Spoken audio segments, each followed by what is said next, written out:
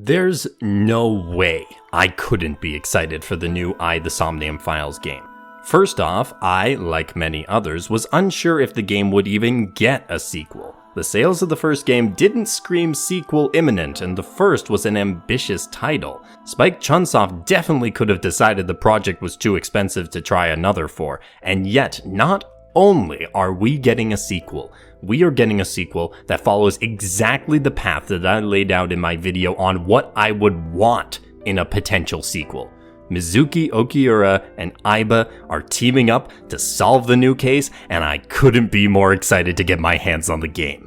The Somnium Files Nirvana Initiative is a murder mystery visual novel and a sequel to the original The Somnium Files. The game is published and developed by Spike Chunsoft and is the brainchild of Kotaro Uchikoshi, who also wrote and directed the Zero Escape series. While Uchikoshi returns to write the sequel, a new director is at the reins, with Akira Okada, who served as the first game's designer and assistant director, taking over as director. Nirvana Initiative is coming out on June 24th in North America and Japan, and July 8th in Europe for PC, Switch, Xbox One, and PlayStation 4. The sequel was a somewhat surprising announcement, given that the sales figures for the original game were not encouraging, although it doesn't seem the game flopped entirely. The critical and fan reception, though, was strong and may have been one of the driving factors for the greenlit sequel, in which case, thank you to my fellow fans out there. We helped make this happen. Nirvana Initiative, as I mentioned before, follows Mizuki, who in the time between the first game and now has joined up with Abyss, the Advanced Brain Investigation Squad, as a special agent. Her partner, the AI eyeball Aiba, a team-up I am beyond excited to see play out. Returning characters are plentiful with the sequel, including Date, Boss, Pewter, Iris, Moma, and even what's his name? Kanaiza, that's it! Mizuki and Aiba are specifically tasked with the investigation into the half-body serial killings. 6 years ago, the right half of a corpse was discovered, and now the left half has appeared with no signs of decay. Mizuki is not alone in investigating, though, as a new character, Special Agent Ryuki, along with his AI teammate Tama, will be assisting with the investigation. Together, they will try to discover the mysteries behind the half-body killings and how they connect to the Nirvana Initiative. I'm ready for some mind-bending plot twists, constant puns and referential humor, and the presumably wacky cast. The first game had all of these in spades, and it seems like the sequel is even bigger, and hopefully even more packed with this stuff. The dual protagonist part is a bit disappointing, partially because I want more Mizuki, and partially because I was hoping the game would be bold enough not to give a female protagonist a male co-protagonist for once. But, well, I've gotten so much that I wanted out of a sequel already that this is a minor nitpick, and hopefully Ryuki and Tama are a fun team as well. Also, Mizuki's pipe weapon upgrade is very cool. Seriously, this game feels like a love letter to fans of the first game. The details people are picking up on in these trailers are insane and appropriate for the sequel to a game like The Somnium Files, where there were so many little details in every scene. One thing of interest with this game is that it appears to not be a direct sequel of the golden ending of the first game.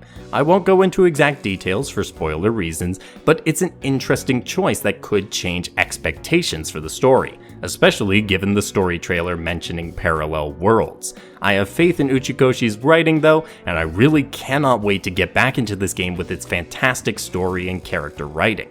If the writing and story expectation is but even more so, with a lot of returning characters and new characters coming together, what about the gameplay? In The Somnium Files, there were a few gameplay areas with minor ones, including quick-time action events, interrogations when you piece together information, and investigations where you examine everything in a room for clues. While these all remain, each one is enhanced with new features, such as the virtual reality simulation for crime scene examination, and Wink Sync to quickly read a person's mind when talking to them.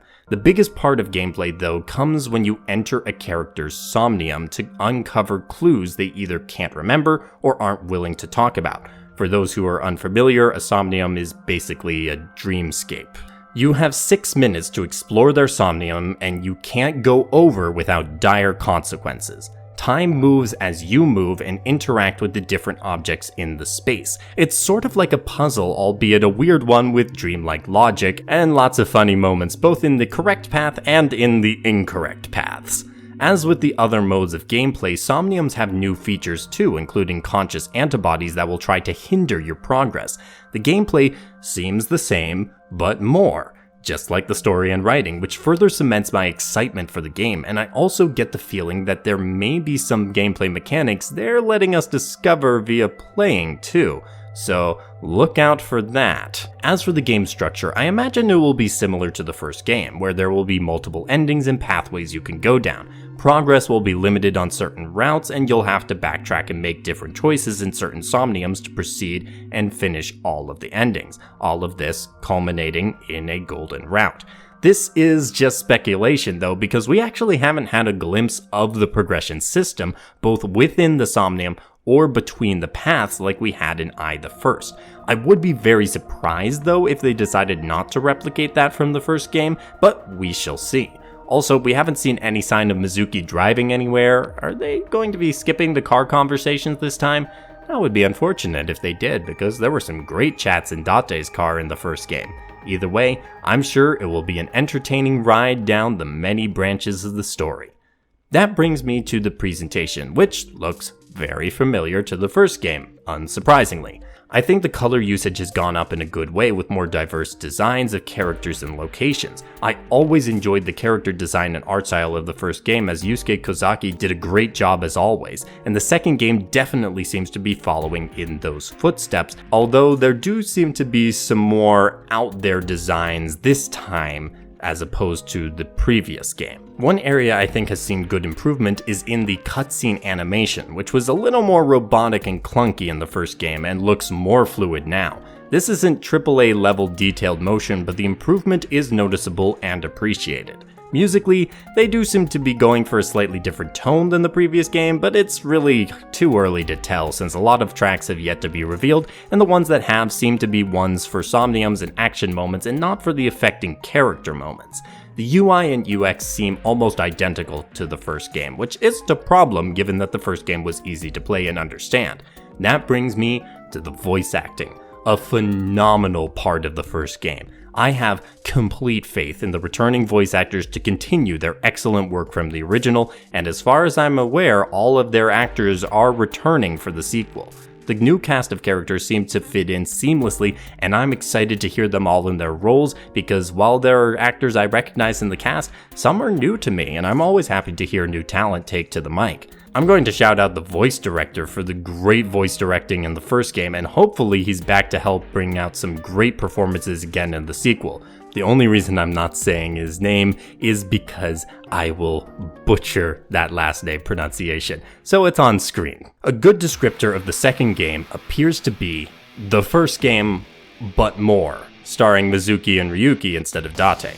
That certainly works for me as a big fan of Mizuki and the first game, and I suspect there are quite a lot of fans of the first game who agree with me on that front. The 24th, or the 8th, sorry Europe and Oceania, can't come soon enough, and I assure you this will not be the last you hear from me on this game. Thank you for watching this video. Are you also really excited for Nirvana Initiative? Please help bring up the hype in the comment section, and remember, the more likes the video gets, the more chances other people see it and can keep the hype train rolling for this upcoming game. If you are not already, and thank you to those who are, please subscribe to the channel so we can keep growing and spreading the good gaming word. Thank you, have a great day, and happy gaming.